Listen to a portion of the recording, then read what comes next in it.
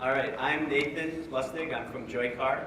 We're a connected car insurance company based out of Santiago, Chile. We're the largest usage-based insurance company in Latin America. And I'm just going to talk a little bit about what we're up to, what we're doing, and some of the products that we have. So what we do is we use telemetrics and Internet of Things to improve transportation. We're right now focused on two niches. The first is usage-based insurance, which basically what we want to do is incentivize people to drive better. So if you drive better, drive safer, it's better for everyone on the road, it's better for you, and it's better for the insurance company. So we can give discounts. Second, we can do connected vehicles with things like Roadside Assistance. We can monitor your car and tell you when we think that you should go and get maintenance done. We can do fleet monitoring. We can do expedited car rental because we can know how many miles are in the car, how much gas is in there, track all of that, and then charge your credit card when you're done. And we can do warranty tracking. So many car dealerships will cancel your warranty, especially in Latin America. They're very, very strict on this. They'll cancel your warranty if you make any modifications. And so the device can tell the person and the company, hey, they've made a modification, the warranty is not valid anymore. So how does it actually work? So what we do is we take multiple data sources. So we have a mobile app, that's ours, that we've created. We have an OBD2 device, which connects into your car's port. If we have a black box on, for example, a truck rather than a car, we can get more information from there. And then there's also other data sources that could come in from the future. So that could be things like other sensors in the car or other information that comes from your cell phone. And so what we do is we take all of that that's being tracked in real time and send it through a gateway into our application. And so this is where Telit comes in. They help us connect our device where we have all of the information happening and take it into our cluster. And that's where we're starting to perform some analysis and checking things out. So we're looking at things like speed, we're looking at things like how fast people are turning, if they're accelerating out of stoplights or if they're going slow.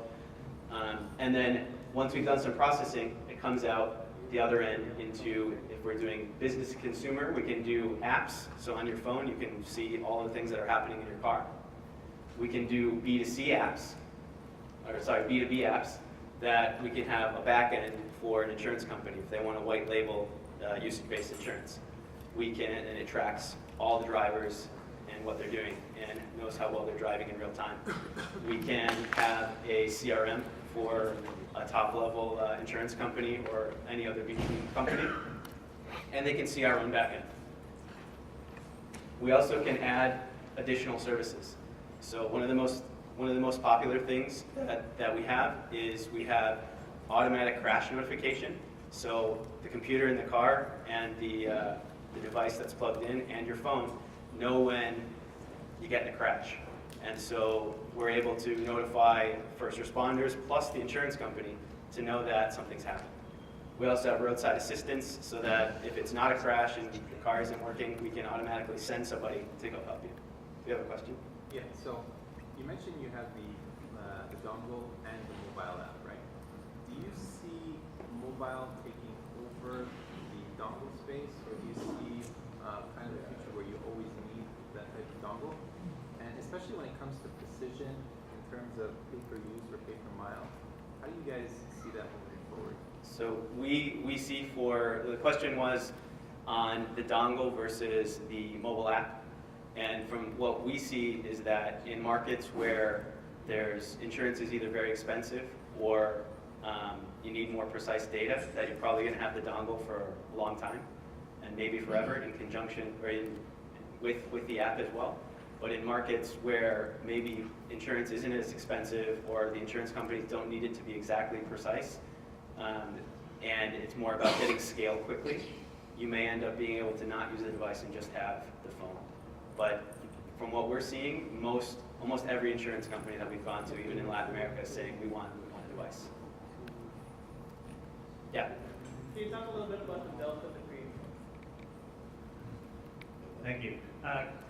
To that point, can you talk a little bit about the delta that you're seeing between the accuracy of the data offered through a mobile phone app versus one that's actually a dongle?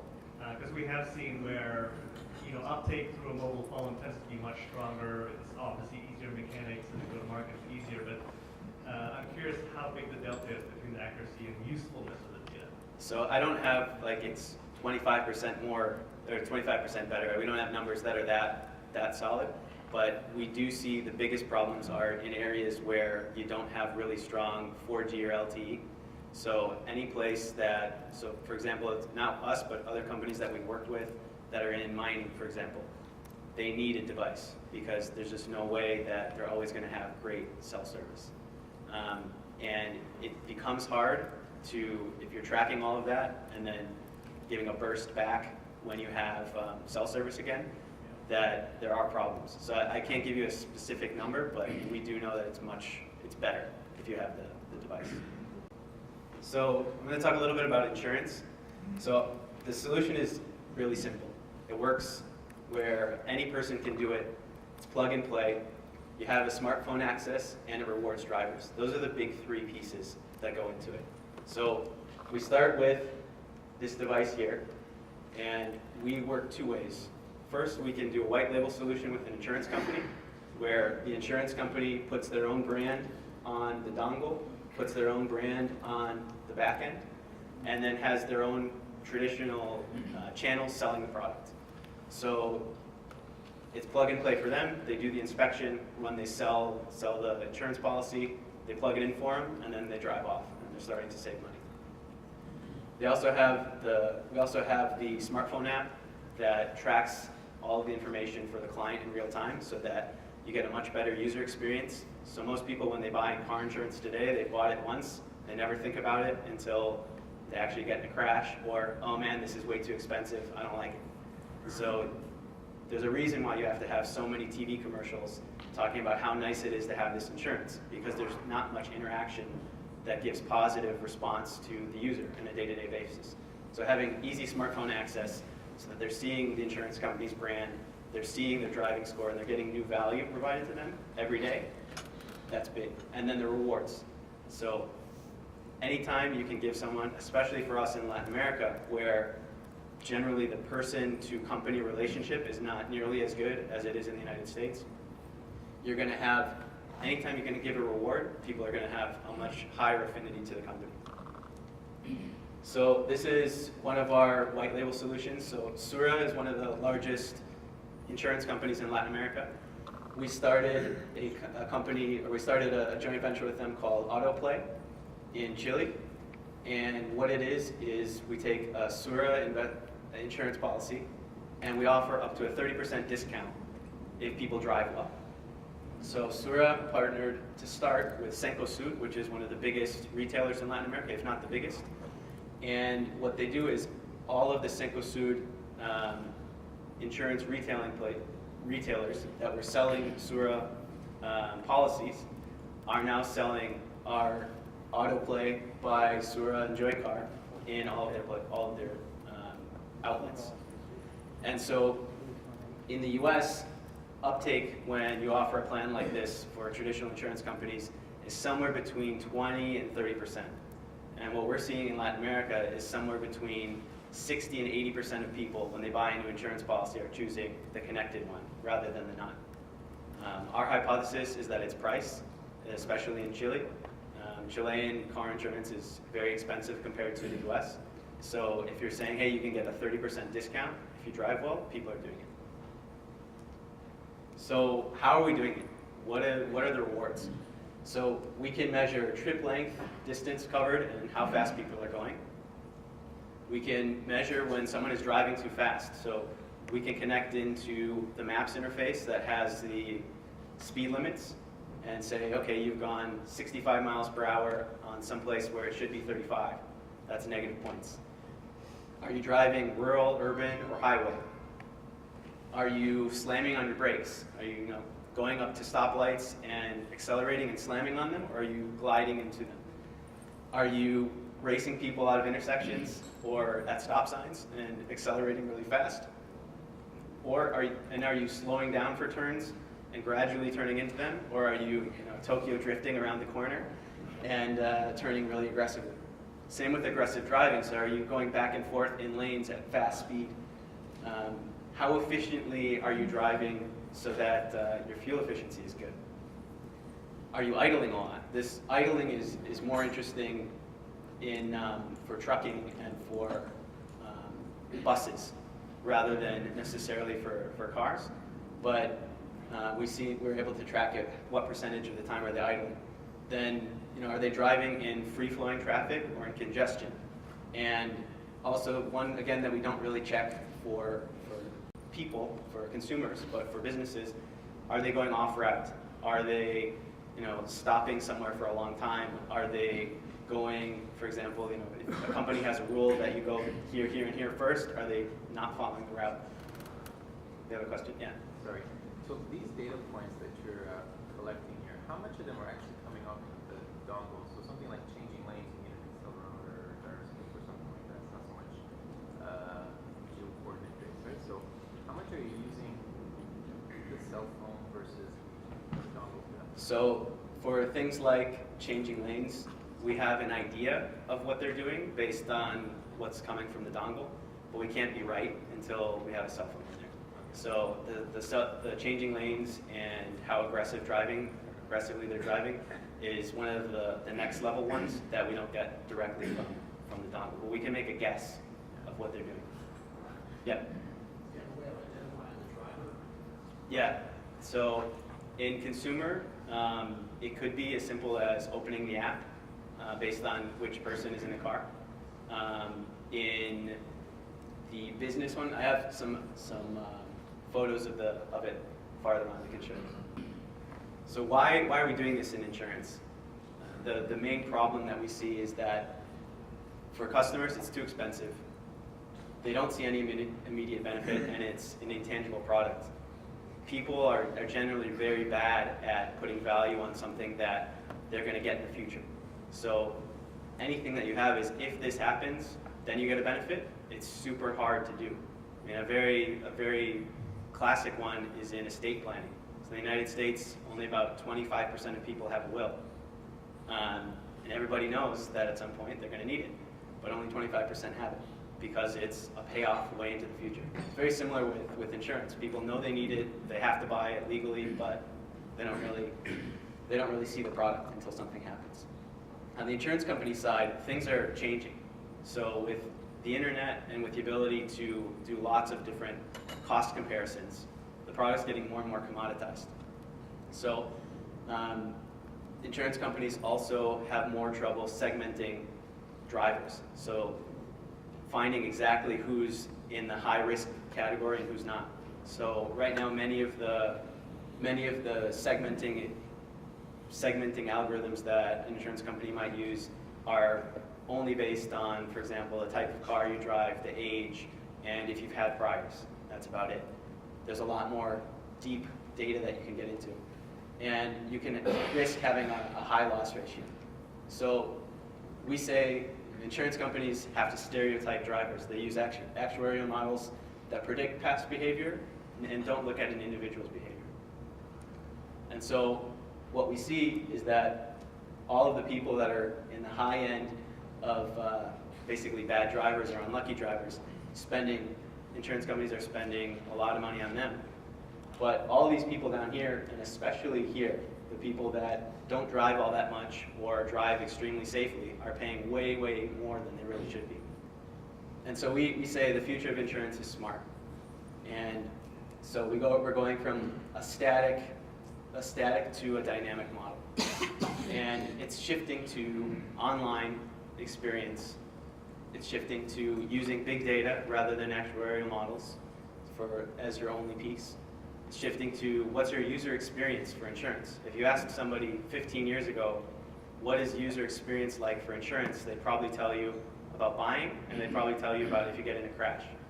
And even if you look on most of TV commercials for insurance in the US, almost everything is focused on what happens when mayhem happens, or what happens when anything bad happens to you. There's not really much talk about what is your user experience on a day-to-day basis from an insurance company, and what should that be. So we're starting to figure out what is it that people value, what is it that people need. And then differentiation. So again, we talk about most people when they think of insurance, they think of, okay, I'm paying this, and if something bad happens, I get paid. What's different?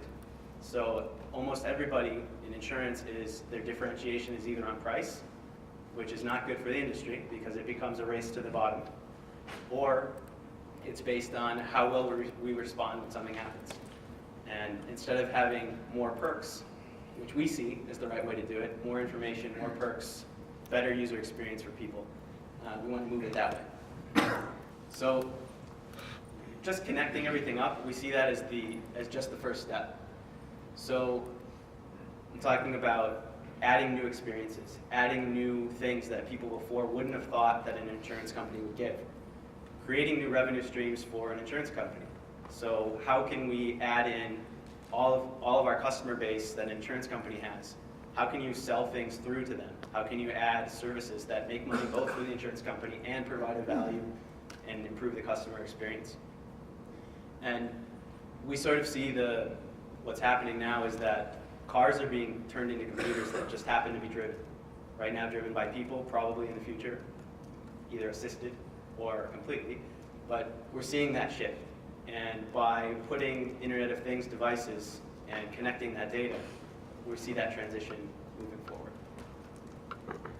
So I talked about insurance, and now I'm going to talk a little bit about non-insurance based applications that we can do. Yeah, go ahead. Just a quick question. Can you hear me? Just a quick question with regards to the app device and the dongle.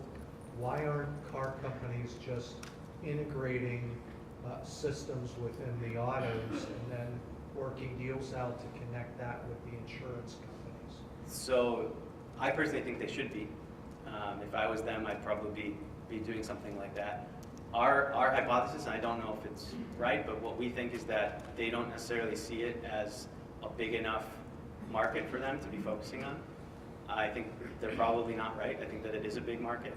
But it seems like most of the innovation in car companies that we're seeing is in your user experience inside the car. So how can we add screens? How can we add music? How can we add all the different things that users really like?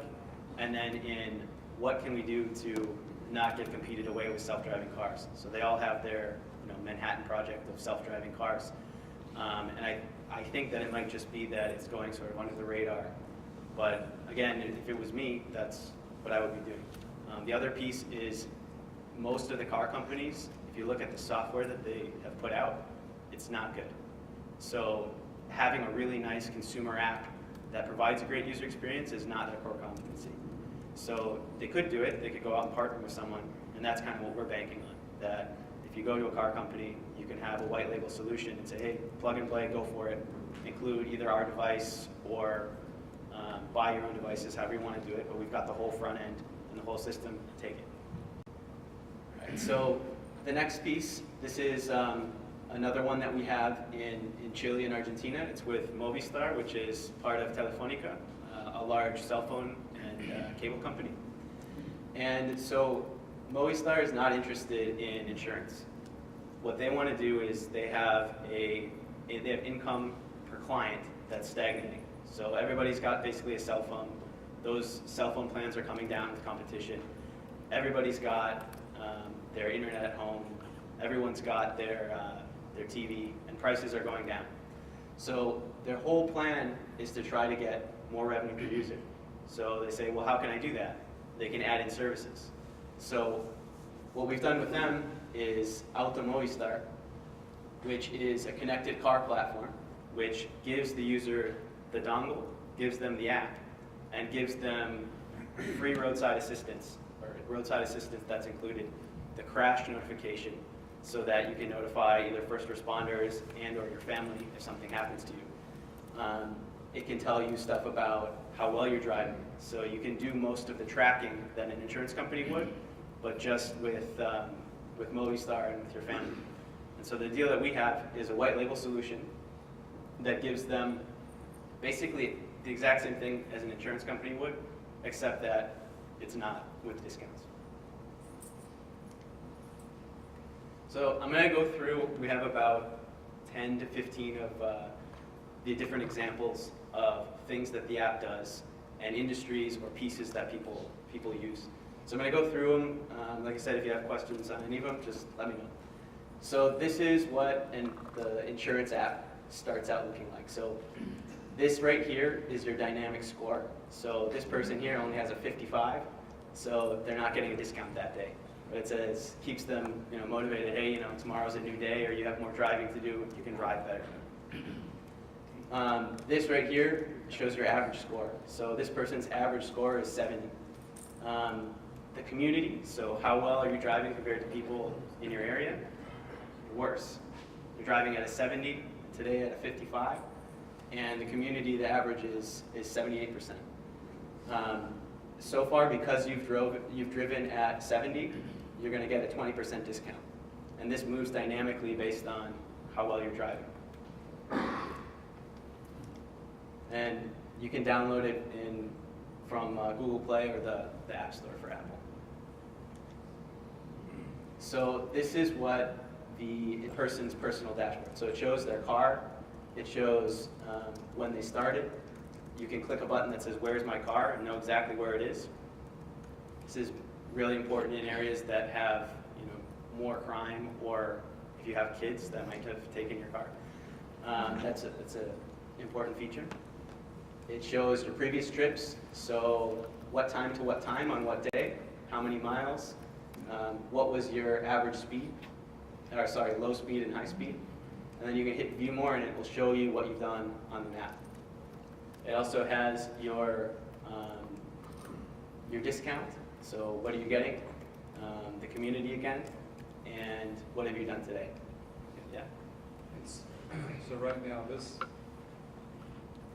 is not connected to your phone any way to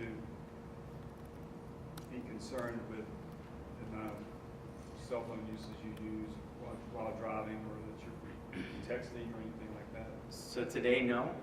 We've had requests for that from an insurance company in Colombia that wants to make that part of their marketing. Say, we'll protect you by making sure that you're not doing that. We can add that in, and it's on the product roadmap, but it's not there yet. The dongle is connected. Yeah. So the dongle goes into a port that's on most cars just down from your steering wheel, and any person can just open it up and stick it. Of course, that to the network.